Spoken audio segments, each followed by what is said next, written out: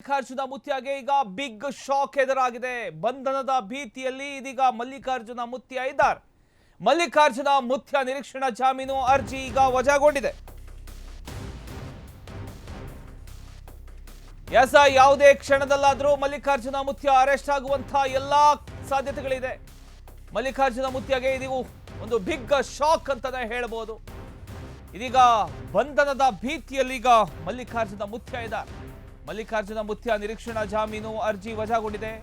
ಮಲ್ಲಿಕಾರ್ಜುನ ಮುತ್ಯ ವಿರುದ್ಧ POCSO case ಪ್ರಕರಣ ದಾಖಲಾಗಿತ್ತು. ನಿರೀಕ್ಷಣಾ ಜಾಮೀನಿಗೆ ಕೋರ್ಟ್ ಮೊರೆ ಹೋಗಿದ್ರು ಮುತ್ಯ.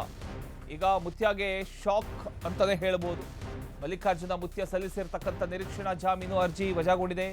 ಯಾದಗಿರಿ ಜಿಲ್ಲಾ ಪ್ರಧಾನ ಸತ್ರ ನ್ಯಾಯಾಲಯ ಮಹತ್ವದ ಒಂದು ಆದೇಶವನ್ನ ಹೊರಡಿಸಿದೆ. ಮುತ್ಯ ಸಲ್ಲಿಸಿರ್ತಕ್ಕಂಥ ಒಂದು ನಿರೀಕ್ಷಣಾ ಜಾಮೀನು ಅರ್ಜಿಯನ್ನ ಕೋರ್ಟ್ ವಜಾಗೊಳಿಸಿದೆ. ಬೇಲ್ ಅರ್ಜಿ ವಜಾ ಬೆನ್ನಲ್ಲೇ ಮಲ್ಲಿಕಾರ್ಜುನ ಮುತ್ಯಗೆ ಬಂಧನದ ಭೀತಿ ಎದುರಾಗಿದೆ. ಹೈಕೋರ್ಟ್ ಮೆಟ್ಟಿಲೇರಿದ್ರೂ ಕೂಡ ಜಿಲ್ಲಾ ನ್ಯಾಯಾಲಯಕ್ಕೆ ವರ್ಗಾಗಿದ್ದ ಕೇಸ್ ಇದು. ಜಿಲ್ಲಾ ಕೋರ್ಟಲ್ಲಿ ಅರ್ಜಿ ವಜಾ ಹಿನ್ನೆಲೆಯಲ್ಲಿ ಮತ್ತೆ ಹೈಕೋರ್ಟ್ನತ್ತ ಮುತ್ಯ ಚಿತ್ತ. ಯಾದಗಿರಿ ಜಿಲ್ಲೆಯಲ್ಲಿ ದಾಖಲಾಗಿರ್ತಕ್ಕಂಥ ಪೋಕ್ಸೋ ಪ್ರಕರಣದಲ್ಲಿ ಆರೋಪಿಯಾಗಿರ್ತಕ್ಕಂಥ ಮಲ್ಲಿಕಾರ್ಜುನ ಮುತ್ಯ ಅವರಿಗೆ ನ್ಯಾಯಾಲಯದಿಂದ ಒಂದು ದೊಡ್ಡ ಶಾಕ್ ಇದಾಗಿದೆ. ಬಂಧನದ ಭೀತಿಯಿಂದ ನಿರೀಕ್ಷಣಾ ಜಾಮೀನು ಕೋರಿ ಕೋರ್ಟ್ ಮೊರೆ ಹೋಗಿರತಕ್ಕಂಥ ಮುತ್ಯ ಸಲ್ಲಿಸಿರ್ತಕ್ಕಂಥ ಅರ್ಜಿಯನ್ನು ಯಾದಗಿರಿ ಜಿಲ್ಲಾ ಪ್ರಧಾನ ಸತ್ರ ನ್ಯಾಯಾಲಯ ವಜಾಗೊಳಿಸಿದೆ. ಮಕ್ಕಳ ಮೇಲೆ ನಡೀತಕ್ಕಂಥ ಒಂದು ಲೈಂಗಿಕ ಅಪರಾಧಗಳನ್ನು ತಡೆಯುವುದಕ್ಕೆ ಭಾರತದಲ್ಲಿ ಜಾರಿಯಲ್ಲಿರ್ತಕ್ಕಂಥ ಅತ್ಯಂತ ಕಠಿಣ ಕಾನೂನುಗಳಲ್ಲಿ ಒಂದಾಗಿರ್ತಕ್ಕಂಥ protection of children from sexual offence act ಅಂದರೆ ಪೋಕ್ಸೋ ಕಾಯ್ದೆ ಅಂತ. ಈ ಕಾಯ್ದೆ ಅಡಿ ದಾಖಲಾಗ್ತಕ್ಕಂಥ ಪ್ರಕರಣಗಳನ್ನು ನ್ಯಾಯಾಲಯಗಳು ತುಂಬ ಗಂಭೀರವಾಗಿ ಪರಿಗಣಿಸುತ್ತೆ. ಅಷ್ಟು ಈಸಿ ಅಲ್ಲ ಈ ಒಂದು ಕೇಸ್ ಅಂದರೆ. ಯಾಕಂದರೆ ಇದು ಕೇವಲ ಒಂದು ಅಪರಾಧ ಮಾತ್ರ ಅಲ್ಲ, ಮಕ್ಕಳ ಭದ್ರತೆ, ಗೌರವ ಹಾಗೂ ಭವಿಷ್ಯದ ಮೇಲಿರ್ತಕ್ಕಂಥ ಒಂದು ಕ್ರೂರ ದಾಳಿಯಂತೆ ಪರಿಗಣಿಸಲಾಗುತ್ತೆ ಇದನ್ನ. ಇದೇ ಕಾರಣಕ್ಕೆ ಪೋಕ್ಸೋ ಪ್ರಕರಣಗಳಲ್ಲಿ ಆರೋಪಿಗಳಿಗೆ ಸುಲಭವಾಗಿ ಜಾಮೀನು ಸಿಗೋದಿಲ್ಲ. ತುಂಬ ಕಷ್ಟ ಜಾಮೀನು ಸಿಗ್ತಕ್ಕಂಥದ್ದು. ಈ ಪ್ರಕರಣದಲ್ಲಿ ಬಂಧನವನ್ನು ತಪ್ಪಿಸ್ಕೊಳ್ಳೋದಕ್ಕೆ ಮಲ್ಲಿಕಾರ್ಜುನ ಮುತ್ಯ ಮೊದಲಿಗೆ ಹೈಕೋರ್ಟ್ ಮೆಟ್ಟಿಲೇರಿದ್ರು. ನಂತರ ಪ್ರಕರಣವನ್ನು ಜಿಲ್ಲಾ ನ್ಯಾಯಾಲಯಕ್ಕೆ ವರ್ಗಾವಣೆ ಮಾಡಲಾಗಿತ್ತು. ಇದೀಗ ಜಿಲ್ಲಾ ನ್ಯಾಯಾಲಯದಲ್ಲಿಯೂ ಕೂಡ ಸಲ್ಲಿಸಿರ್ತಕ್ಕಂಥ ನಿರೀಕ್ಷಣಾ ಜಾಮೀನು ಅರ್ಜಿ ಏನಿತ್ತು ಅದು ತಿರಸ್ಕಾರಗೊಂಡಿದೆ. ಮುತ್ಯಗೆ ಕಾನೂನು ಸಂಕಷ್ಟ ಮತ್ತಷ್ಟು ಗಂಭೀರವಾಗುವಂಥ ಎಲ್ಲ ಸಾಧ್ಯತೆಗಳಿದೆ. ಜಾಮೀನು ಅರ್ಜಿ ವಜಾಗೊಂಡಿರತಕ್ಕಂಥ ಹಿನ್ನೆಲೆಯಲ್ಲಿ ಈಗ ಮುತ್ಯ ಬಂಧನ ಆಗ್ತಕ್ಕಂಥ ಎಲ್ಲ ಸಾಧ್ಯತೆಗಳು ಹೆಚ್ಚಾಗಿದೆ. ಪೋಕ್ಸೋ ಪ್ರಕರಣಗಳಲ್ಲಿ ಆರೋಪಿಗಳ ವಿರುದ್ಧ ಕಠಿಣ ಕ್ರಮ ಕೈಗೊಳ್ಳತಕ್ಕಂಥದ್ದು ಅನಿವಾರ್ಯ ಅಂತಕ್ಕಂಥ ಒಂದು ಸಂದೇಶವನ್ನು ಇದೀಗ ನ್ಯಾಯಾಂಗ ವ್ಯವಸ್ಥೆ ಮತ್ತೊಮ್ಮೆ ಸ್ಪಷ್ಟಪಡಿಸಿದೆ. ಮಕ್ಕಳ ಮೇಲಿನ ಇಂತಹ ಅಪರಾಧಗಳು ಸಮಾಜದ ಮನಸ್ಸನ್ನು ನಡುಗಿಸುವಂತಹ ಪ್ರಕರಣ ಇದು. ಅಪ್ರಾಪ್ತರ ಸುರಕ್ಷತೆಗಾಗಿ ರೂಪಿಸಿರ್ತಕ್ಕಂಥ ಒಂದು ಪೋಕ್ಸೋ ಕಾಯ್ದೆ ಏನಿದೆ, ಈ ಪೋಕ್ಸೋ ಕಾಯ್ದೆ ಆರೋಪಿಗಳಿಗೆ ಕಠಿಣ ಶಿಕ್ಷೆಯನ್ನು ಒದಗಿಸ್ತಕ್ಕಂಥ ಒಂದು ಉದ್ದೇಶವನ್ನು ಹೊಂದಿದೆ.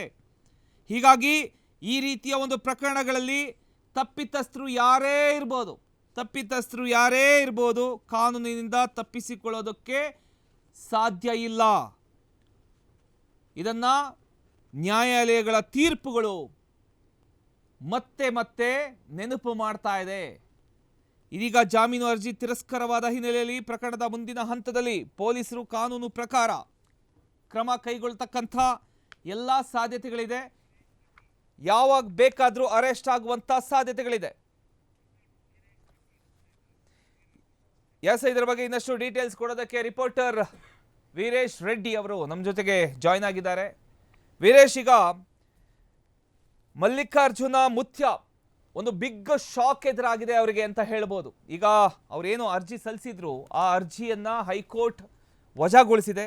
ಈಗ ಯಾವಾಗ ಬೇಕಾದರೂ ಮಲ್ಲಿಕಾರ್ಜುನ ಮುತ್ಯ ಅರೆಸ್ಟ್ ಆಗುವಂಥ ಎಲ್ಲ ಸಾಧ್ಯತೆಗಳು ಇದೆ ಅನ್ನೋದು ಗೊತ್ತಾಗ್ತಾ ಇದೆ. ಸೊ ಇದ್ರ ಬಗ್ಗೆ ಇನ್ನಷ್ಟು ಡೀಟೇಲ್ಸ್ ಕೊಡೋದಾದ್ರೆ ವೀರೇಶ್.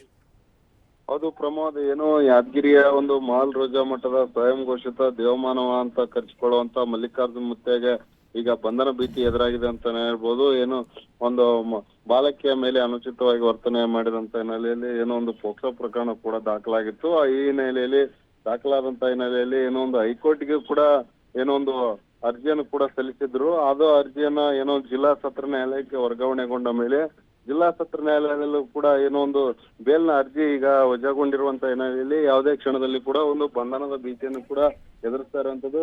ಈಗಾಗಲೇ ಏನೋ ಒಂದು ಪೊಲೀಸರು ಕೂಡ ಒಂದು 2 ಬಾರಿ ನೋಟಿಸ್ ಅನ್ನ ನೀಡಿ ವಿಚಾರಣೆಯನ್ನು ಕೂಡ ಮಾಡಿರುವಂತದ್ದು. ಈ ಹಿನ್ನೆಲೆಯಲ್ಲಿ ಏನೋ ಒಂದು ಜಿಲ್ಲಾ ನ್ಯಾಯಾಲಯದಿಂದ ಕೂಡ ಅರ್ಜಿ ವಜಾಗೊಳ್ಳುವ ಮೂಲಕ ಈಗ ಬಂಧನದ ಭೀತಿಯನ್ನ ಕೂಡ ಮಲ್ಲಿಕಾರ್ಜುನ ಮುತ್ಯ ಎದುರಿಸ್ತಾ ಇರುವಂತದ್ದು ಪ್ರಮೋದ್. ಓಕೆ, ಈಗ ಮಲ್ಲಿಕಾರ್ಜುನ ಮುತ್ಯ ಎಲ್ಲಿದ್ದಾರೆ ಅನ್ನೋದೇನಾದ್ರು ಗೊತ್ತಾ? ಪ್ರಮೋದ್, ಏನು ಈಗ ಕಳೆದ 2 ಬಾರಿ ಒಂದು ನೋಟಿಸ್ ಅನ್ನ ನೀಡಿ ಏನೋ ವಿಚಾರಣೆ ಕೂಡ ಹಾಜರಾದಂತ ಮಲ್ಲಿಕಾರ್ಜುನ್ ಮುತ್ಯಾಗೆ ಈಗಾಗಲೇ ಏನೊಂದು ಪೊಲೀಸರು ಏನು ಕೂಡ ಒಂದು ಕಣ್ಗಾವಲು ಕೂಡ ಇಟ್ಟಿರುವಂತದ್ದು. ಈ ಹಿನ್ನೆಲೆಯಲ್ಲಿ ಏನು ಬಂಧನ ಮಾತ್ರ ಘೋಷಿಸಿಲ್ಲ, ಆದ್ರೆ ಕೂಡ ಎಲ್ಲೇ ಚಲನವಲನಗಳು ಕೂಡ ಎಲ್ಲವನ್ನು ಪೊಲೀಸರಿಗೆ ತಿಳಿಸ್ಬೇಕೆನ್ನೋ ಒಂದು ಮಾಹಿತಿಯನ್ನು ಕೂಡ ನೀಡಿರುವಂತದ್ದು. ಈ ಹಿನ್ನೆಲೆಯಲ್ಲಿ ಏನೋ ಒಂದು ಮಠದಲ್ಲೇ ಇದ್ದಾರೆ ಅನ್ನೋ ಒಂದು ಮಾಹಿತಿಗಳು ಕೂಡ ಬರ್ತಾ ಇರುವಂತದ್ದು. ಆದ್ರೂ ಕೂಡ ಏನು ಇವತ್ತು ಜಿಲ್ಲಾ ಸತ್ರ ನ್ಯಾಯಾಲಯದಿಂದ ಈಗ ಏನೋ ಒಂದು ವಜಾಗೊಂಡಿರುವಂತ ಹಿನ್ನೆಲೆಯಲ್ಲಿ ಈಗ ಬಂಧನವಾಗ್ತಾರ ಅನ್ನೋ ಒಂದು ಮಾತುಗಳು ಕೂಡ ಈಗ ಪೊಲೀಸ್ ವಲಯದಿಂದ ಕೇಳಿ ಬರ್ತಾ ಇರುವಂತದ್ದು ಪ್ರಮೋದ್. ಥ್ಯಾಂಕ್ ಯು ನಿಮ್ಮದ ಮಾಹಿತಿಗಾಗಿ ವೀರೇಶ್.